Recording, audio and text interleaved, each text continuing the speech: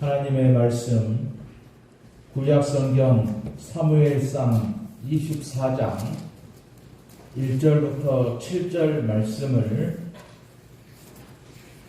찾아서 제가 봉독해 드리겠습니다. 사무엘상 24장 1절부터 7절까지 봉독하겠습니다. 사울이 블레셋 사람을 쫓다가 돌아오매 어떤 사람이 그에게 말하여 이르되 보소서 다윗이 엔게디 광야에 있더이다 하니 사울이 온 이스라엘에서 택한 사람 3,000명을 거느리고 다윗과 그의 사람들을 찾으러 들염소 바위로 갈새 길가 양에 우리에 이른즉 굴이 있는지라. 사울이 뒤를 보러 들어가니라.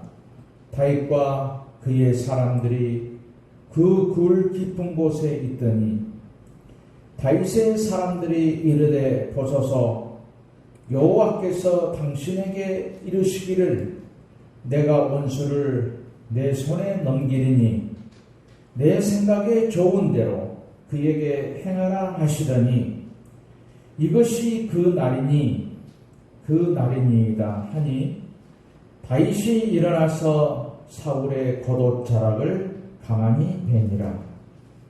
그리한 후에 사울의 옷자락 뱀으로 말미암아 다윗의 마음이 찔려 자기 사람들에게 이르되 내가 손을 들어 여호와의 기름 부음을 받은 내 주를 치는 것은 여호와께서 금하시는 것이니 그는 여호와의 기름 부음을 받은 자가 됨이니라 하고 다윗이 이 말로 자기 사람들을 금하여 사울을 해하지 못하게 하니라. 사울이 일어나 굴에서 나가 자기 길을 가니라. 아멘. 오늘은 영성이 있는 삶에 대해서 말씀을 드리도록 하겠습니다.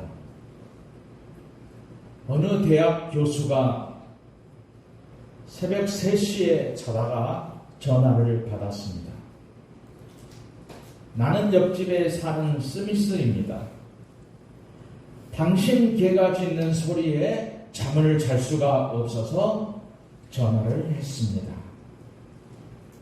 교수는 전화해 주어서 고맙다고 공손히 전화를 끊었습니다.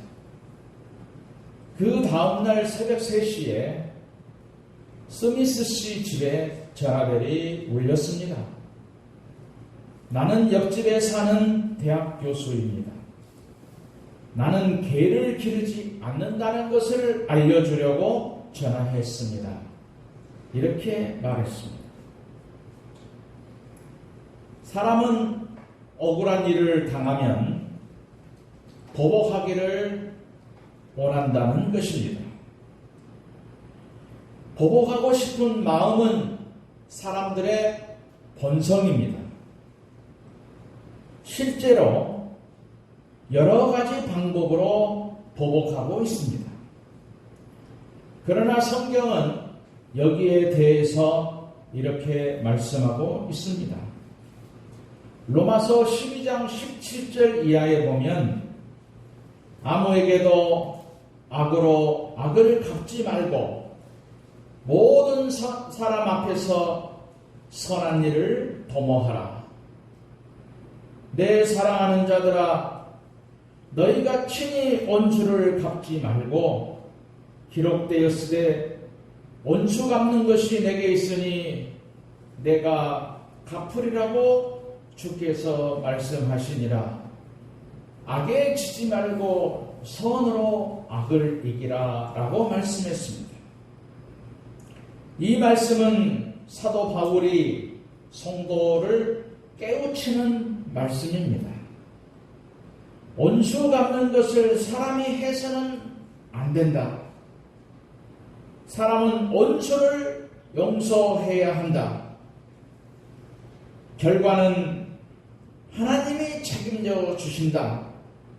이것이 악에 지지 않는 것이라고 말씀합니다. 우리는 남에게 섭섭한 말이나 부당한 대우를 받아서 마음속에 분개한 적이 있을 것입니다. 이때 안갚음을 하고 싶은 충동을 느끼는 것은 우리 인간의 본능입니다. 이런 마음이 없다면 그 사람은 아마도 천사일 것입니다. 사무엘상 22장에 보면 다윗이 계속 도망을 다니다가 아들람 굴에 숨었습니다. 그런 환경에도 하나님께 기도하는 기회로 삼았습니다. 자신의 연약함을 깨닫는 기회로 삼았습니다. 하나님의 섭리를 체험하는 기회로 삼았습니다. 그에게 하나님은 많은 동반자를 붙여주셔서 다윗의 힘을 키워가고 있었습니다. 사무엘상 22장 1절에 보면 그러므로 다윗이 그곳을 떠나 아둘람 굴로 도망하매 그 형제와 아비의 온 집이 듣고는 그리로 내려가서 그에게 이르렀고 환난당한 모든 자와 빚진 자와 마음이 온통한 자가 다 그에게로 모였다고 말씀했습니다. 이때 함께한 사람이 400명가량입니다. 그때 사울은 다윗을 잡으려고 기브아에 와 있었습니다. 그 지역 사람들이 다윗을 잡는데 협조하지 않는다고 이어갑니다. 아히멜렉 제사장이 전에 다윗에게 떡과 칼을 준 것을 알고 그와 그의 집 사람들을 죽였습니다. 아들 중 아비아달이 도망해서 다윗에게 옵니다. 그 후에 그를 자기 곁에 있게 합니다. 나중에는 그를 대제사장으로 삼았습니다. 다윗의 의리를 볼 수 있습니다. 다윗은 고통 중에 있었지만 하나님은 계획대로 인도하십니다.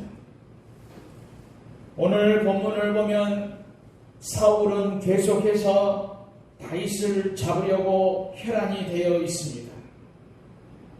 그때 어느 사람이 다윗이 엔게디 광야에 있다고 말해줍니다. 그래서 군사 3,000명을 거느리고 달려갑니다. 마침 뒤를 보려고 어느 굴로 들어갔는데 그런데 그 굴 안에 깊숙이 다윗과 군사들이 숨어 있었습니다.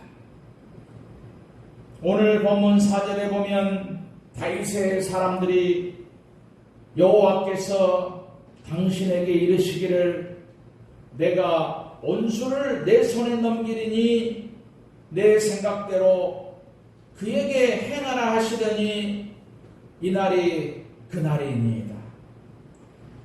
다윗이 일어나서 사울의 겉옷 자각을 가만히 뵀습니다. 하나님이 다윗에게 기회를 주셨습니다. 다윗은 사울을 죽일 수 있는 절호의 기회가 왔음에도 사울 왕을 죽이지 않습니다. 겉옷 자락만 자릅니다. 그런데 그것도 마음이 찔렸습니다. 그러면서 이렇게 말합니다. 오늘 본문 6절에 보면 자기 사람들에게 이르되 내가 손을 들어 여호와의 기름 부음을 받은 내 줄을 치는 것은 여호와께서 금하시는 것이니 그는 여호와의 기름 부음을 받은 자가 됨이니라. 다윗이 이 말로 자기 사람들을 금하여 사울을 해치지 못하게 했다고 말씀하고 있습니다. 저는 이 본문을 읽으면서 많은 것을 깨닫게 되는 것입니다. 이것이 오늘 우리가 가져야 할 영성이다. 이런 생각을 했습니다. 분명히 사울 왕을 죽일 수 있었는데, 그런데 하나님은 죽일 수 있는 기회보다 더 큰 것을 다윗에게 보시려고 하는 것이었습니다. 그것은 다윗의 깊고 높은 영성입니다. 그러면은 그 영성이 무엇입니까? 하나님이 하실 일과 내가 해야 할 일을 구분하는 믿음입니다. 이 말은 하나님은 나보다 크신 분이라는 것을 사울 왕을 통해서 보여드리는 것입니다. 모든 것을 하나님께 맡기는 것을 보여드리는 것이지요. 신앙에서 넘어서서는 안 된다는 선을 실천하는 다윗의 영성을 볼 수가 있습니다. 우리가 신앙생활을 합니다. 그런데 넘어서는 안 된다는 것을 구분을 못하면서 신앙생활하는 경우가 많습니다. 내가 해야 할 일과 하나님이 하실 일을 구분하지 못합니다. 넘어서는 안 될 선을 구분하지 못하는 것입니다. 다윗은 넘어서는 안 될 선을 알았습니다. 그리고 그것을 실천하는 깊은 영성이 있었습니다. 반대로 사울은 다윗을 죽이려고 매일 찾아다닙니다. 그런데 하나님이 다윗을 사울의 손에 붙이지 않습니다. 안타깝게도 숨바꼭질이 계속됩니다. 다윗은 결코 사울의 손에 잡히지 않습니다. 그러나 결정적인 순간에 다윗은 독 안에 든 쥐처럼 사울의 포위망 속에서 결려듭니다. 그런데 이런 일이 일어나는 것이지요. 23장 27절에 보면 전령이 와서 사울에게 말하기를 블레셋 사람이 이스라엘 땅을 침노하였다라고 보고를 합니다. 사울이 다윗을 다 잡아놓고도 더 급한 전쟁이 일어났습니다. 할 수 없이 다윗 쫓기를 그치고 블레셋과 싸우러 갑니다. 이렇게 하나님은 다윗을 사울의 손에 내어주지 않는 것입니다. 이것이 바로 깊은 영성의 차이입니다. 우리는 이것을 보면서 어쩌면 우연히 된 일이 아닌가 생각할 수 있습니다. 그러나 하나님의 일에는 결코 우연이 없습니다. 모든 것이 하나님의 섭리 가운데 되는 일입니다. 하나님은 다윗을 사울의 손에 내주지도 않았습니다. 인간적으로 보면 다윗은 사울의 포위망에 죽을 수밖에 없었습니다. 그러나 하나님이 블레셋 사람들을 일으켜서 다윗이 잡히지 않도록 하셨습니다. 영성으로 사는 사람에게 하나님의 보호가 있었다는 것을 우리는 알아야 되는 것입니다. 우리는 하나님의 선택을 받은 사람들입니다. 그런데도 살면서 어려움이 있습니다. 믿음으로 살려고 하는데도 고난이 있습니다.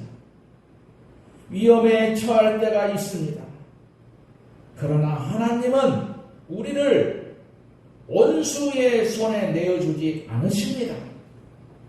하나님은 하나밖에 없는 아들을 내어주시면서까지 우리를 사랑하신 분인 것입니다. 중요한 것은 이 고난 중에도 내가 지금 어느 편에 있느냐 하는 것입니다. 세상 모든 사람이 나를 대적합니다. 그래도 믿음으로 나는 하나님의 편에 서 있어야 하는 것입니다. 그것이 영성입니다. 이것이 믿음입니다. 그때 다윗처럼 하나님의 보호 가운데 있는 것입니다. 사울이 엔게디 굴에서 나왔습니다. 그때 다윗은 뒤에서 소리쳤습니다. 사무엘상 24장 8절 이하에 보면 다윗이 땅에 엎드려 절하고 오늘 여호와께서 굴에서 왕을 내 손에 붙이신 것을 왕이 아셨을 것입니다. 나의 아버지여 보소서, 내 손에 있는 왕의 옷자락을 보소서. 내가 왕을 죽이지 아니하고 옷자락만 비었은즉 나의 손에 악이나 죄가가 없는 줄 아십니다. 왕은 내 생명을 찾아 헤아려 하시나 나는 왕에게 범죄한 일이 없습니다. 다윗은 복수를 하실 분은 하나님이심을 믿었습니다. 자신은 결코 왕을 해하지 않을 것을 결단했습니다. 이것이 하나님의 뜻을 알고 말씀을 바르게 믿는 사람의 영성입니다. 하나님은 나의 감정대로 원수 갚은 것을 원치 아니하십니다. 하나님이 책임져 주실 것을 믿는 깊은 영성의 사람이어야 되는 것입니다. 결국은 다윗의 말을 들은 사울은 이렇게 말합니다. 사무엘상 24장 16절 이하의 현대인의 성경으로 보면 그러자 사울은 내 아들 다윗아, 이것이 정말 내 목소리냐? 큰 소리로 울며 말하였다. 내가 악을 손으로 갚는 것을 보니 나보다 낫구나. 여호와께서 나를 내 손에 넘겨주셨으나 네가 나를 죽이지 않았으니 과연 오늘 너는 나에게 자비를 베풀었다. 이 세상에서 자기 원수를 손아귀에 넣고도 그냥 놓아줄 자가 어디 있겠느냐? 내가 오늘 나에게 보인 친절에 대해서 여호와께서 선하게 갚아주시기를 원한다. 이렇게 말하고 그는 은신처로 돌아갔습니다. 다윗을 죽이려던 사울도 다윗의 용서하는 마음 앞에서는 눈물을 흘립니다.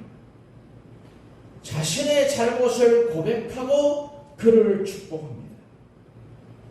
사울이 축복한 대로 다윗은 이스라엘의 제2대 왕으로 등극을 합니다. 그리고 역사에 남는 위대한 왕이 되었습니다. 이 모든 축복은 다윗의 깊은 영성 때문입니다. 미국 대통령 중에서 가장 존경받는 사람이 링컨입니다. 링컨에게는 자신을 괴롭히는 스탠턴이라는 사람이 있었습니다. 그는 링컨을 깡마르고 무식한 자다 이렇게 놀려대고 조롱을 했습니다. 링컨이 대통령에 당선된 후 이 스탠턴을 국무장관에 임명을 합니다. 그러면서 이렇게 말합니다. 그는 나를 비난했지만 국무장관으로서는 적임자다. 지도자는 공과 사를 구분할 줄 알아야 된다 라고 말했습니다. 링컨이 암살을 당했을 때에 그 조사를 맡은 사람이 스탠턴입니다.